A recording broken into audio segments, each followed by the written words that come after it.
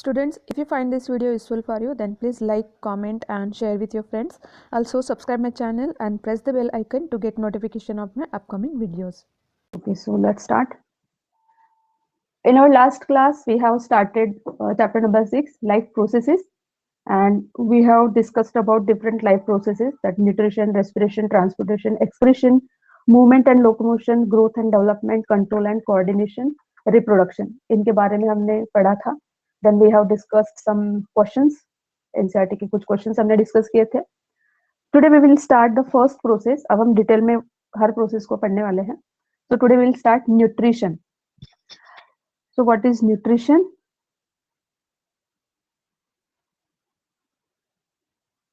Nutrition is the process by which organisms manufacture their food or obtain their food and utilize nutrients in various biochemical activities. Nutrition का मतलब होता है कि organisms जो है different kind का food या तो manufacture करते हैं या फिर वो कहीं से obtain करते हैं और फिर उनके अंदर जो nutrients होते हैं food के अंदर उसको utilize करते हैं अपनी body की different activities के लिए. So this is the simple definition of nutrition. Now here manufacturing food means some organisms can manufacture their food, some organisms cannot manufacture their food. They obtain food from other sources. So that we will read afterwards. उसके बारे में बाद में बात करेंगे. Now what is the function of food? Food क्यों जरूरी है बॉडी के लिए? तो food is the source of energy. Food से हमें क्या मिलती है? एनर्जी. आप देख रहे हो यहाँ पर प्लेट में बहुत सारी food items है. And these all the food items are needed by our body because all the nutrients are not present in a particular type of food item. So to take different nutrients, we have to eat different types of foods. अलग-अलग तरह का food हमें खाना पड़ता है. So the source of energy, food is the source of energy. It is the source of nutrients, and these nutrients are used in growth and repair of our body. Then also synthesis of enzymes, vitamins, hormones. इन सब का जो synthesis होता है, for that also these nutrients are needed. Then to control the various metabolic activities and to help them to maintain the good health and immunity. सबसे important जो है to maintain the good health and immunity of our body. So that is why food is necessary. Now, how do living things get their food? Living things को अपना food कहाँ से मिलता है? So there are different modes of nutrition. We know that all the living organisms they are different. वो अलग-अलग है, उनके जो फीचर्स है वो अलग-अलग है, उनका मोड ऑफ न्यूट्रिशन भी अलग-अलग है. So different organisms have different requirements for the energy and materials, and the way they obtain it also different ways. तो सिंगल एक यूनिसेल्युलर ऑर्गेनिज्म है, जैसे कि अमीबा है, तो उसका जो रिक्वायरमेंट ऑफ फूड है वो अलग है. We have the complex body, हमारा जो बॉडी स्ट्रक्चर है वो बहुत कॉम्प्लेक्स है, मल्टीसेल्युलर ऑर्गेनिजम्स हैं, तो their mode of nutrition is different according to their body structure. Okay, so there are two basic modes of nutrition: autotrophic nutrition and heterotrophic nutrition. Here you can see autotrophic and heterotrophic nutrition. You have already learned it in the smaller classes. आप छोटे classes में इसको पढ़ते आ रहे हो, autotrophs और heterotrophs. एक बार वापस हम रिवाइज कर लेते हैं. What are autotrophs? Some organisms use simple food material obtained from the inorganic sources in the form of CO2 and water. These organisms are called waters, and examples are plants, these green plants, these are the autotrophs, and some bacteria are there that are also containing the pigments necessary for photosynthesis, and that's why they can also prepare their own food. So autotrophs can make their own food with the help of light, sunlight, and water and carbon dioxide by the process of photosynthesis. ये आप जानते हो. This is very basic thing I am telling you. Then what are heterotrophs? Organisms which utilize the complex substances by breaking down them into simpler ones before they can be used for the growth of the body are called heterotrophs. So heterotrophs कौन से organisms होते हैं जो food को complex food खाते हैं, complex food को अपनी बॉडी के अंदर लेते हैं, उसको ब्रेक डाउन करते हैं, सिंपल फूड में फॉर्म करते हैं जो कि सोलुबल हो बॉडी के अंदर, ब्लड के अंदर. सोलुबल और सिंपल फॉर्म में ये फूड कन्वर्ट होता है, फिर उसको यूटिलाइज किया जाता है बॉडी के अंदर. For example this goat is there, है ना? So this is heterotroph, and these organisms use many enzymes for digestion. So these are the heterotrophs. So autotrophic mode of nutrition and heterotrophic mode of nutrition. Two types of modes are there. Heterotroph जो है they are directly or indirectly depend on the autotrophs. Heterotrophs जो है autotrophs के ऊपर depend होते हैं directly या फिर indirectly. Suppose this goat is feeding on the plants, that means it is directly depend on the plants for food. But we and some other organisms like carnivores, they are not eating plants, but they are eating the herbivores which are eating the plants, means they are indirectly depend on autotrophs. ये सब आपको पता है, आपने 7th 8th 6th class में इसको already पढ़ा हुआ है. Okay, so this is all about the autotrophs and heterotrophs. Now what is the main thing we are going to read today is autotrophic nutrition. हम पहले autotrophic nutrition पढ़ेंगे. So what is autotrophic nutrition, मैंने just अभी आपको explain किया है. And वो कैसे अपना फूड ऑब्टेन करते हैं autotrophs by the photosynthesis, that we will discuss now. So what is photosynthesis? The process by which autotrophs take in substances from the outside and convert them into stored form of energy is called photosynthesis. और दूसरी इसकी definition मैं आपको बताती हूँ. The process by which green plants make their own food in the form of glucose from CO2 and water, CO2 and water, carbon dioxide और water use करके, by using sunlight, in the presence of sunlight and chlorophyll. Sunlight and chlorophyll and carbon dioxide, these are the three basic things needed for the photosynthesis. इनके बिना photosynthesis जो है वो possible नहीं है. तो carbon dioxide, water and sunlight, इनकी presence में ये प्रोसेस होता है फोटोसिंथेसिस. और इसमें ऑक्सीजन जो है वो एटमॉस्फेयर में रिलीज किया जाता है. Oxygen gas is release during the photosynthesis. So this is the simple definition of photosynthesis. Now what happens in this process? Carbon dioxide and water is taken and converted into carbohydrates in presence of sunlight and chlorophyll. Thus carbon and energy requirements of the autotrophic organisms is fulfilled by the photosynthesis. इस तरह से हमारी body का जो भी energy requirement है वो complete होता है. एग्जांपल्स मैंने आपको बताई दी है, plants, green plants and some bacteria. This carbohydrates, एक और आपको मैं फिगर डायग्राम शेयर कर रही हूँ. Yes, okay. So this is the process of photosynthesis, you can see here. So carbohydrates जो फॉर्म होते हैं during the photosynthesis, it is utilised for providing energy to the plants, है ना. Plants को ये एनर्जी प्रोवाइड की जाती है. Carbohydrates which are not immediately used, they are stored in the form of starch. Stored food जो होता है वो स्टार्च के फॉर्म में होता है प्लांट्स के अंदर. And this stored food serves as the internal energy reserve.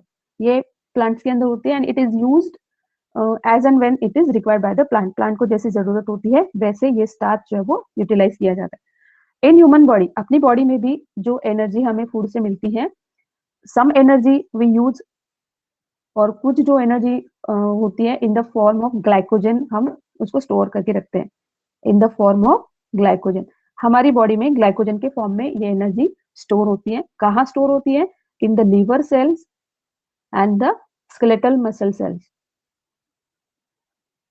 Skeletal muscle cells and liver cells में ये जो एनर्जी है वो स्टोर होती है, in the form of glycogen. अब ये ग्लाइकोजन के फॉर्म में क्यों स्टोर होती है? बनती तो ये ग्लूकोज के फॉर्म में है ना. ग्लूकोज के फॉर्म में ये बनती है एनर्जी, तो ये ग्लाइकोजन के फॉर्म में क्यों स्टोर होती है? इसका एक रीजन है.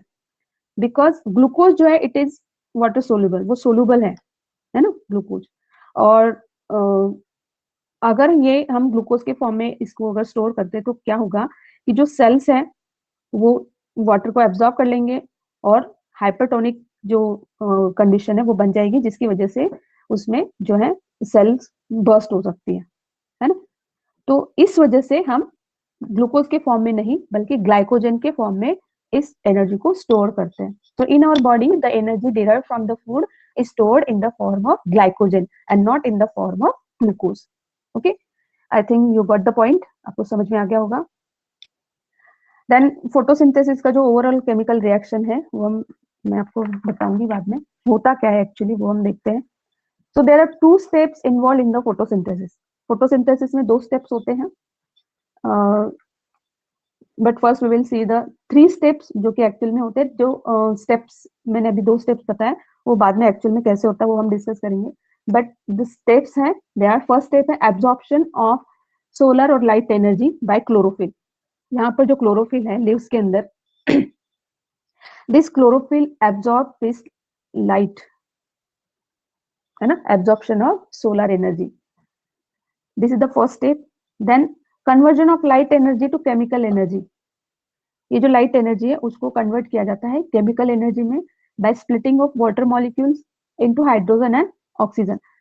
तो वाटर मॉलिक्यूल्स को हाइड्रोजन और ऑक्सीजन में स्प्लिट अप किया जाता है, उसको फोटोलाइसिस बोलते हैं, जो हम आगे पढ़ेंगे. वो तो वो एक रिएक्शन होती है. तो पहले तो लाइट एनर्जी को ट्रैप किया जाता है in the chlorophyll, and then water molecule जो है उनको ब्रेक किया जाता है, स्प्लिट किया जाता है. एंड द थर्ड जो स्टेप है इसमें, it is reduction of CO2 to carbohydrates.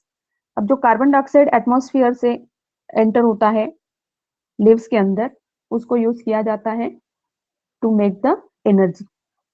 Okay, तो ये 3 स्टेप्स इसमें जनरली होते हैं. First, trapping the solar energy. Second, photolysis और breaking down of the water molecules. And third, reduction of carbon dioxide to carbohydrates. Actual में जो carbohydrates के molecules form होते हैं वो. Okay, by utilizing the chemical energy. Now these steps involve in photosynthesis do not need to take place one after the other continuously. वो immediately नहीं होता है, they can take at different times. अब ये जो प्रोसेसेस है वो continuously नहीं होते रहते हैं. जैसे कि कुछ प्लांट्स होते हैं, डेजर्ट प्लांट्स, है ना, जिसको जेरोफाइट्स कहते हैं. तो डेजर्ट प्लांट जो होते हैं वो they take up carbon dioxide at night. वो नाइट के समय कार्बन डाइऑक्साइड को एब्जॉर्ब करते हैं, इनटेक होता है कार्बन डाइऑक्साइड का, एंड प्रिपेयर अ प्रोडक्ट. और वो नाइट में उनको अपने सेल्स के अंदर स्टोर करके रखते हैं, है ना. ये प्लांट्स नाइट में CO2 को एब्जॉर्ब करके अपने सेल्स के अंदर स्टोर करके रखते हैं. और जब सनलाइट आती है दिन के time, when they get sunlight during the day, then this is converted into the food. Okay, तो ऐसा क्यों, why they take carbon dioxide at night only? The most important reason is to prevent loss of water. We know that in desert areas the climatic conditions are very extreme. वहां पर बहुत ज्यादा hot गर्मी होती है, and इस गर्मी में वाटर का जो लॉस होता है प्लांट से, उसको रोकने के लिए कार्बन डाइऑक्साइड का जो इनटेक होता है वो नाइट में होता है, not during the day. But night में जब ये स्टोर किया जाता है कार्बन डाइऑक्साइड, उसको यूज किया जाता है व्हेन देयर इज सनलाइट. तो सनलाइट जब अवेलेबल होती है, फिर आगे का जो प्रोसेस होता है वो कंटिन्यू किया जाता है. Now we will see the structure of chloroplast. तो यहाँ तक आपको समझ में आ गया होगा.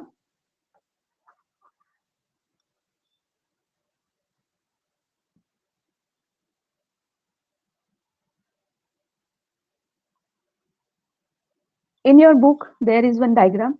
You can see page number, मैं बताती हूँ आपको, page number 96. there is one diagram, cross section of leaf. उस क्रॉस सेक्शन में, लीफ का जो क्रॉस सेक्शन का डायग्राम दिया है, वहां आप देख सकते हो chloroplast, chloroplast are there.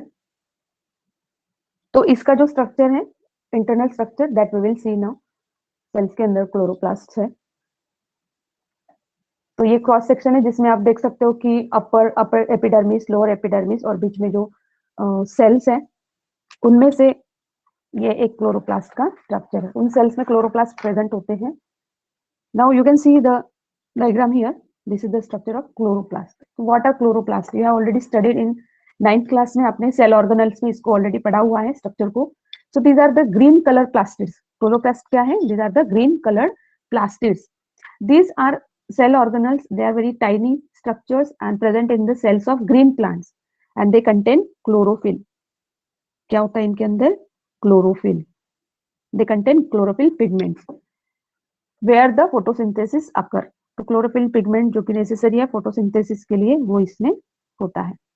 These are present in the photosynthetic cells, जिसमें फोटोसिंथेसिस होता है, ऐसे cells and mesophyll cells of the green plants. Chloroplast can be easily seen through the light microscope. Light microscope में से आप इसको observe कर सकते हो. They are present in the leaf just below the epidermis layer of the upper side. Epidermis जो कि protective layer होता है प्लांट्स में, अपने टिश्यूज में भी पड़ा हुआ है इसको, तो एपिडर्मिस के जस्ट नीचे ये होता है. Now each chloroplast is a double membrane bounded structure. You can see here two membranes are there, outer membrane and the inner membrane.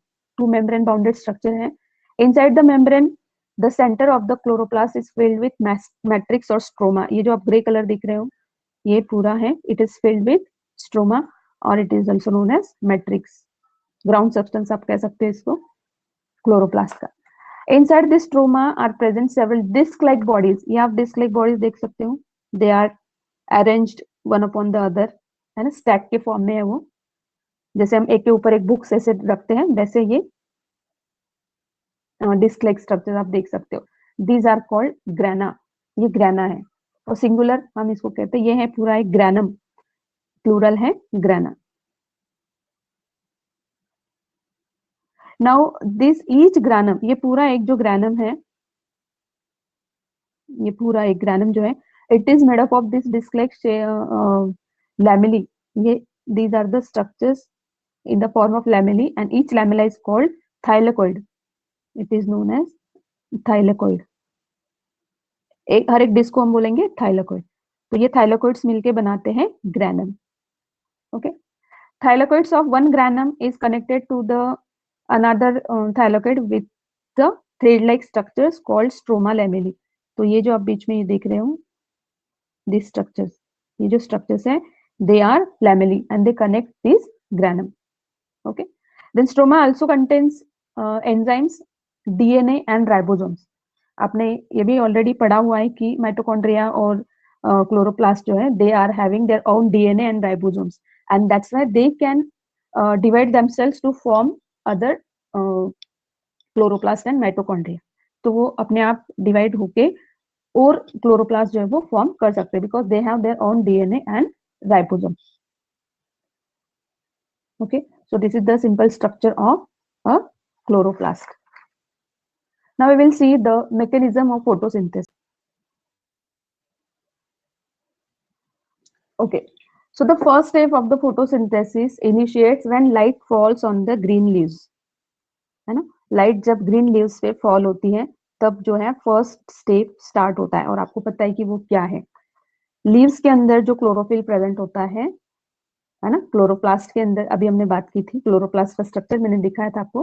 तो जो थैलाकोइड्स होते हैं उनके अंदर क्लोरोफिल होता है, क्लोरोफिल पिगमेंट्स होते हैं। तो ये क्लोरोफिल जो है that are present in the chloroplast, they absorb the visible light, जो सन से जो लाइट आती है, visible light, they absorb and create such a condition that water molecule जो है, water breaks into hydrogen and oxygen. हमें पता है कि ये हाइड्रोजन और ऑक्सीजन से बनता है, तो वो हाइड्रोजन और ऑक्सीजन में ये स्प्लिट अप हो जाता है, ब्रेक हो जाता है। Okay, this reaction is called photolysis, photolysis, breaking down of water molecules into hydrogen and oxygen. अब इसमें से जो ऑक्सीजन है वो रिलीज हो जाता है कहाँ, एटमॉस्फेयर में। This oxygen is release into the atmosphere. Okay, so this is the first step of photosynthesis in which molecular oxygen is evolved and it goes to the atmosphere. Then बचा क्या है, electrons and protons, that means hydrogen के। okay, so these electrons and protons then used to form the molecules like NADPH and ATP। NADPH का long form है nicotinamide adenine dinucleotide phosphate and ATP adenosine triphosphate। These two are known as the assimilatory powers and these are in the form of energy molecules and they are again used in the next process। तो यहाँ पर जो है इन molecules का synthesis होता है first step में। With the breaking down of this water molecule, these energy molecules are formed। So this complete process which utilizes the light energy यहाँ पर यूज हो रही है ना, in the process of or in the photolysis of water and evolution of molecular oxygen and the synthesis of NADPH and ATP, ये पूरी जो reaction है it is known as light reaction of photosynthesis। इसको क्या कहते हैं, light reaction of photosynthesis and it occurs in the grana part of the chloroplast। कहाँ पर होती है, ग्रेना, ग्रेना पार्ट जो हमने भी डिस्कस किया था क्लोरोप्लास्ट में, वहां पर ये रिएक्शन होती है। ठीक है, so this is known as light reaction। once again I am telling you the complete process which utilizes the light energy in photolysis of water, evolution of molecular oxygen and the synthesis of NADPH and ATP is called light reaction of photosynthesis। Okay, तो ये हो गया इसका first step. Then the second step of photosynthesis is production of carbohydrates. Second जो step है production of carbohydrates. Carbohydrates. Okay. अब ये कैसे होगा? By using carbon dioxide. Okay. So this is the second step in which carbohydrates are manufactured by using carbon dioxide of atmosphere. तो carbon dioxide जो कि stomata के through अंदर आता है लेंस के अंदर, और इस पूरी प्रोसेस में जो एनर्जी चाहिए होती है वो होती है, यूज की जाती है, जो फर्स्ट स्टेप में बनती है NADPH एंड ATP मॉलिक्यूल्स. ये जो मॉलिक्यूल्स के फॉर्म में एनर्जी है, this energy is utilized in the production of carbohydrates by using carbon dioxide. Okay, so it is a cyclic process which occurs in the stroma. ये process कहाँ होती है? Stroma, जो कि ग्राउंड सब्सटेंस या फिर मैट्रिक्स भी जिसको हम बोलते हैं, इन the chloroplast. And it is also called dark reaction of photosynthesis. इसको क्या कहते हैं? Dark reaction. अब ये डार्क रिएक्शन क्यों कहते हैं वो हम देखते हैं. Why it is called dark reaction? The biochemical reactions occurring one after the other in the form of a cycle, है ना, साइक्लिक फॉर्म में ये होती है, और जिसमें जो फर्स्ट स्टेप में बनते हैं molecules NADPH and ATP molecules use किए जाते हैं, and carbon dioxide is converted into carbohydrates like glucose. ये एंड प्रोडक्ट है, इसका मैं आपको रिएक्शन बताऊंगी. ओके, तो ये जो कन्वर्जन है carbon dioxide to carbohydrate, it is known as dark reaction. Okay, अब ये डार्क रिएक्शन है, इसको डार्क रिएक्शन क्यों कहते हैं? ये रात को होती है क्या, नाइट में होती है क्या, ये क्वेश्चंस होंगे. तो this dark reaction does not occur at night. ये डार्क रिएक्शन है तो कोई भी कहेगा कि ये नाइट में होती है इसलिए डार्क रिएक्शन होती है. It is not true. The dark reaction does not occur at night, it occurs during the day. Day time में ही होती है ये, लेकिन इस रिएक्शन में लाइट एनर्जी डायरेक्टली यूज नहीं होती है. Light energy is not used directly, and that's why it is known as dark reaction. Okay, so this is the reason why does dark reaction night में होती है. ठीक है या नहीं? तो इसका ये रीजन है, dark reaction does not take place और does not occur at night only because there is no need of sunlight. Sunlight की जरूरत इसमें नहीं होती. Okay, and that's why it is known as dark reaction. Now, what are the end products of these two reactions? अब light reaction में हमें क्या मिलता है? End products.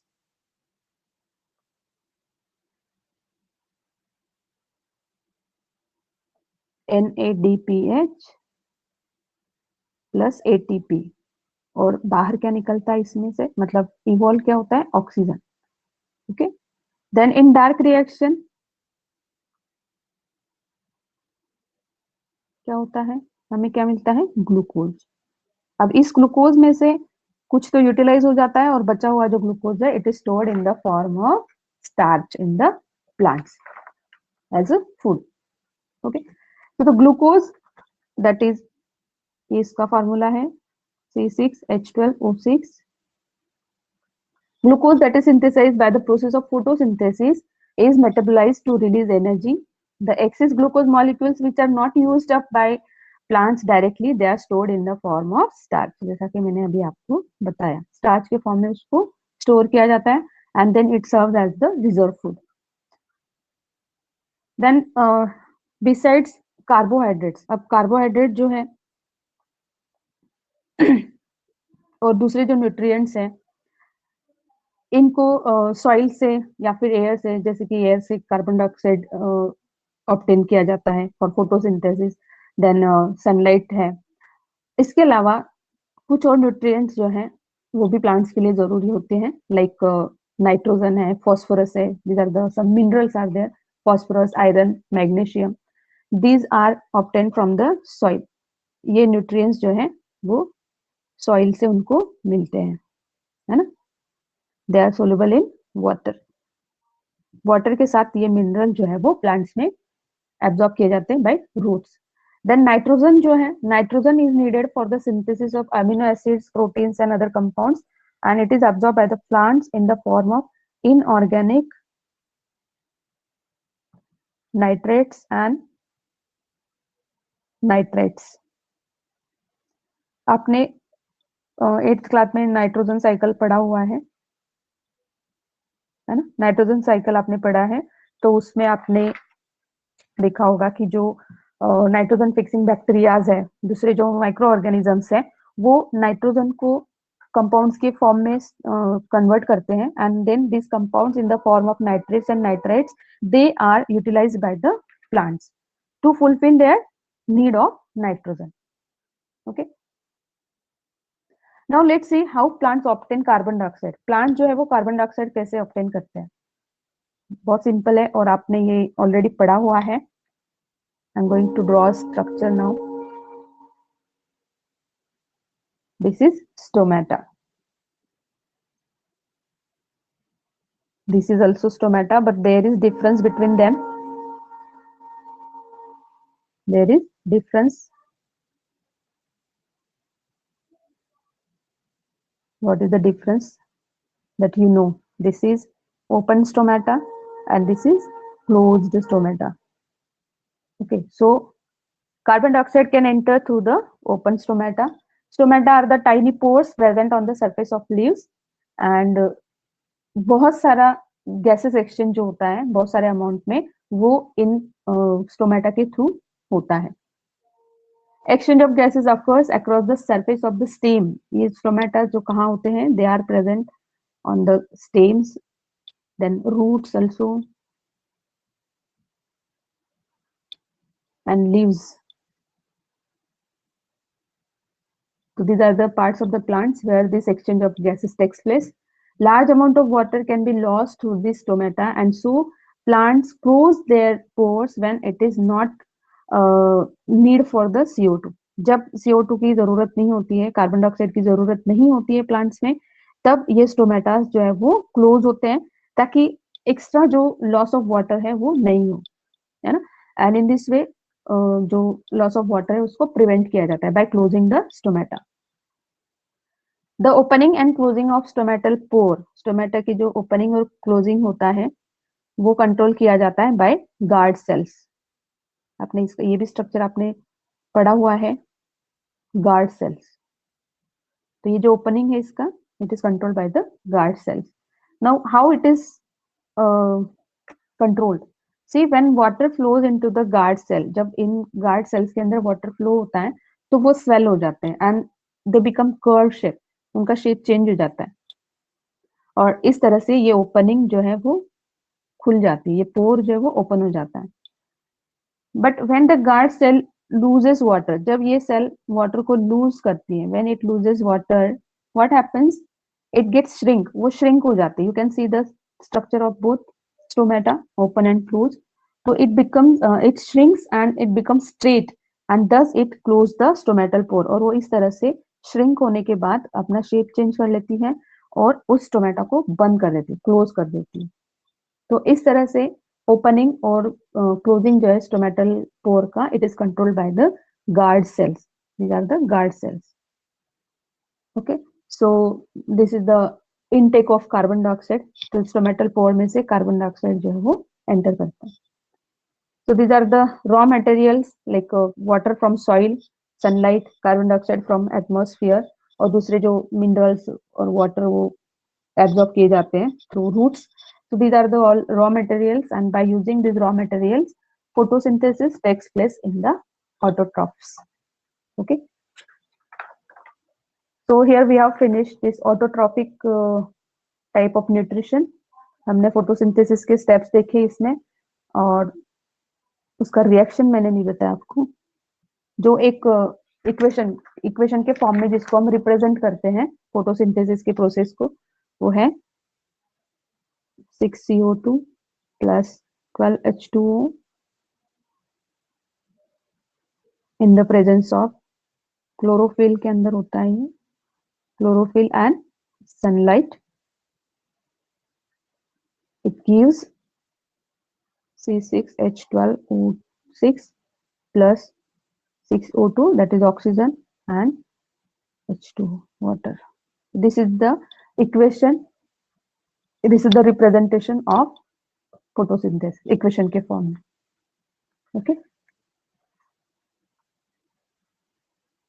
In our next class, we will start our next topic, that is heterotrophic nutrition. Heterotrophic nutrition में हम पढ़ेंगे modes of heterotrophic nutrition, saprophytic, parasitic, hologic nutrition हम पढ़ेंगे एक्स्ट्रा सेल्युलर और इंट्रासेल्युलर डाइजेशन के बारे में, और फिर हम स्टार्ट करेंगे एक्चुअल में जो इसका मेन टॉपिक है, that is digestion in human beings. तो ये सब हम नेक्स्ट क्लास में पढ़ेंगे.